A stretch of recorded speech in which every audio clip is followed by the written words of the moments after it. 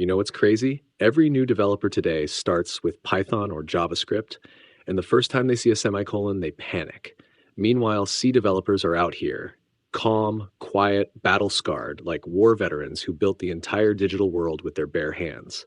Let's talk about C, the language that started it all, the one everyone calls too old, but somehow every operating system, every database, every compiler still bows down to it. If you've ever written code in C, you already know. That's not programming, that's survival training. You don't have a garbage collector. You are the garbage collector. You don't run code. You pray it doesn't segfault. When you forget to free memory, it doesn't just crash your app, it crashes your will to live. And when you finally fix the bug, you have no idea how. It just stopped breaking. That's C magic. You don't question it, you move on. Every CS graduate who started with C deserves a Lifetime Achievement Award. Because we didn't have fancy frameworks or autocomplete, we had printf and pain. We didn't Google how to reverse a string. We wrote the loop ourselves, twice. And people still ask, why learn C?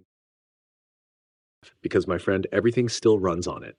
C built Unix, Linux, Windows kernels, databases like MySQL and PostgreSQL, even Python's interpreter is written in C.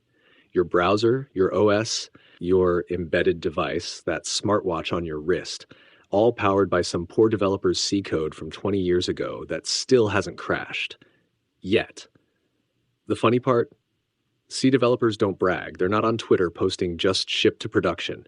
They're in some corner, quietly maintaining 40-year-old code that your entire company depends on, and nobody even knows their name.